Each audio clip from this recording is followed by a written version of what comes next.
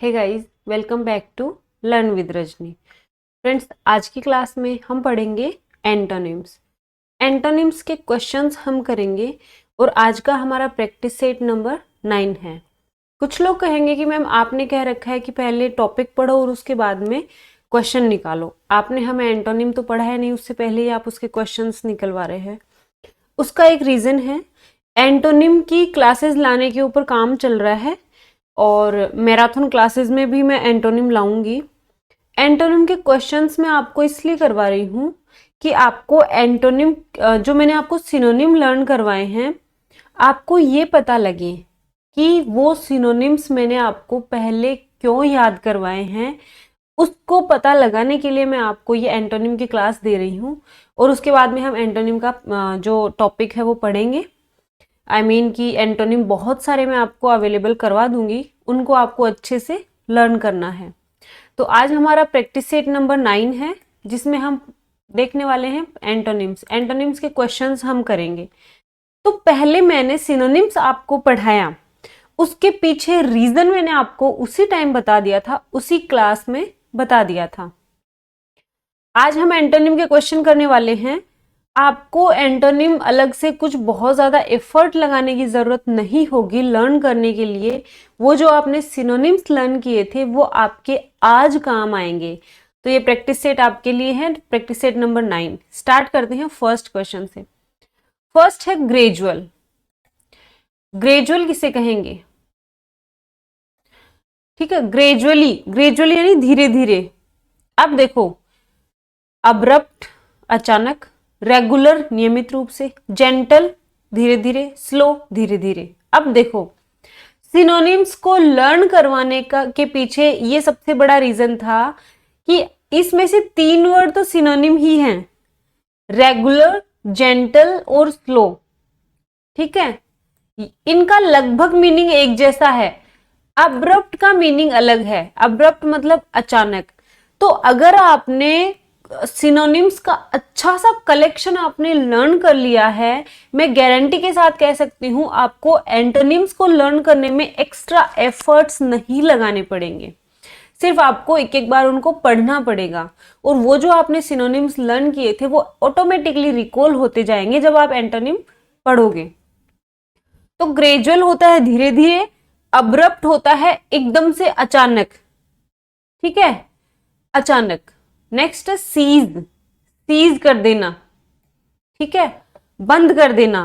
Catch पकड़ना। Options देखिए, grab पकड़ना, लूजन छोड़ देना, स्नैच खींच लेना। तो सीज का एंटोनिम क्या हुआ? सीज यानी पकड़ना और लूजन यानी छोड़ देना। सीज बंद करना, पकड़ना, ठीक है, लूजन छोड़ देना। तो सी ऑप्शन सही होगा। कैच, ग्रैब और स्नेच ये लगभग सेम मीनिंग है, तो ये क्या है, एक दूसरे के सिनोनिम हो गए। हमें एंटोनिम देखना है तो सीज का एंटोनिम लूजन। नेक्स्ट वर्ड मैंने लिया है हार्मनी। हार्मनी यानी मैत्रीपूर्वक, मित्रता, सौहार्दता। ठीक है, हार्मनी का एंटोनिम हम देखेंगे। ऑप्शंस देखिए, अकॉर्ड, कॉन्फ्लिक्ट, एमिटी और कॉनकॉर्ड। बताओ। हार्मनी यानी मित्रता, तो अकॉर्ड भाईचारा, कॉन्फ्लिक्ट विवाद, एमिटी मित्रता या सौहार्दपूर्वक, कॉन्कॉर्ड ये भी सौहार्दपूर्वक। अब देखो, कॉन्कॉर्ड, एमिटी और अकॉर्ड, एमिटी और कॉन्कॉर्ड ये तीनों एक जैसे मीनिंग वाले हैं। डिफरेंट है कॉन्फ्लिक्ट। हार्मनी भाईचारा, मित्रता, सौहार्दता, इसका एंटोनिम होगा कॉन्फ्लिक्ट, विवाद, झगड़ा, बेर। ओके, आगे चलते हैं। हजार्ड। हजार्ड क्या होता है? हजार्ड होता है रिस्क। हजार्ड रिस्क का सिनोनिम है। ठीक है, तो हजार्ड के सिनोनिम्स क्या क्या होंगे? सेफ्टी, हजार्ड का एंटोनिम हमें देखना है। ऑप्शंस देखिए, सेफ्टी, पेरिल, रिस्क या गैम्बल। बताओ क्या होगा? हजार्ड वही होता है खतरा। हजार्ड किसे कहेंगे? खतरा को। हजार्डस होगा खतरनाक। तो हजार्ड होता है खतरा। इसका एंटोनिम क्या होगा? सेफ्टी, पेरिल, रिस्क तो नहीं हो सकता, रिस्क भी खतरा होता है। गैम्बल भी नहीं हो सकता है, क्यों? क्योंकि गैम्बलिंग, गैम्बलिंग यानी जुआ खेलना, और जुए खेलने में तो खतरा रहता है, क्योंकि आप कितने भी पैसे अपने हार भी सकते हो, रिस्क रहता है। तो गैम्बल भी रिस्क का सिनोनिम है। पेरिल, पेरिल भी होता है खतरनाक, घातक, पेरिल होता है घातक। क्या बचा? ए ऑप्शन बचा। हजार्ड का एंटोनिम होगा सेफ्टी, सुरक्षा, और हजार्ड होता है खतरा। आगे देखिए, मैग्निफिसेंट, मैग्निफिसेंट किसे कहेंगे? मैग्निफिसेंट होता है शानदार, भव्य। इसका एंटोनिम देखना है। मॉडेस्ट होता है साधारण, माइटी सर्वशक्तिशाली, ऑपुलेंट होता है धनी, और ग्रैंडियस भी क्या है? ग्रैंडियोस है माइटी या मैग्निफिसेंट का सिनोनिम, यानी भव्य या शानदार। तो हमें मैग्निफिसेंट का एंटोनिम देखना है। तो शानदार का एंटोनिम होगा साधारण, यानी मोडेस्ट, नॉर्मल। मोडेस्ट किसका सिमिलर है? नॉर्मल का। एक चीज मैं आपको बता दूं, जब भी आप एंटोनिम या सिनोनिम के क्वेश्चंस अटेम्प्ट करें, चाहे तो मॉडल पेपर में, चाहे तो एग्जाम में, आपको क्वेश्चन को 2 बार देखना है कि सिनोनिम पूछा है कि एंटोनिम पूछा है। कई बार नोट लगाकर भी पूछ लेते हैं, ठीक है, कि इनमें से कौन सा शब्द कौन सा इस शब्द का एंटोनिम नहीं है या सिनोनिम नहीं है। तो जब नोट लगाकर कोई क्वेश्चन पूछा जाए, उसको भी आपको अच्छे से पढ़ना है, क्योंकि कई बार हम वहां पर गलती कर बैठते हैं। आगे देखते हैं, लेसन। लेसन होता है कम करना, ठीक है, कम करना, थोड़ा करना। तो इसका एंटोनिम देखना है। मिनिमाइज तो इसका सिनोनिम हो गया, कम करना। इंक्रीज बढ़ाना, रिड्यूस कम करना, डिक्रीज कम करना। अब बताओ इसका एंटोनिम इन चारों में से क्या हुआ? एंटोनिम हुआ बी, इंक्रीज। लेसन होता है कम करना, इंक्रीज होता है बढ़ाना। आगे है डिलाइट, प्रसन्नता। तो जॉय, सोरो, ग्ली, प्लेजर, 4 वर्ड्स हैं। इसका एंटोनिम आपको बताना है। डिलाइट होता है प्रशंसा, खुशी। तो जॉय आनंद, सोरो दुख, ग्ली प्रसन्नता, प्लेजर प्रसन्नता या आनंद। तो जॉय, ग्ली, प्लेजर और डिलाइट चारों एक दूसरे के सिनोनिम्स हैं। डिलाइट, इनका एंटोनिम होगा सोरो, दुख। ओके, आगे देखते हैं, बार्बरिक, असभ्य, जंगली। तो बार्बरिक का एंटोनिम देखो, ऑप्शंस देखें, cruel, inhuman, civilised, brutal. Brutal means भी बर्बर होता है, क्रूअल होता है निर्दय, इनह्यूमन अमानविक। तो बताओ क्या बचा? सिविलाइज्ड, सभ्य। बार्बरिक होता है असभ्य, बार्बरिक का एंटोनिम होगा सिविलाइज्ड यानी सभ्य। नेक्स्ट वर्ड लेंगे, साबोटेज। साबोटेज का एंटोनिम आपको बताना है। डैमेज, डिस्ट्रॉय, क्रिएट या क्रिपल। एक चीज मैं आपको थोड़ा सा और गाइड कर दूं कि आपके एग्जाम में माइनस मार्किंग नहीं है, तो ऑब्वियसली जो क्वेश्चंस आपको नहीं आएंगे उनके उनके ऊपर भी आप तुक्के लगा कर आओगे।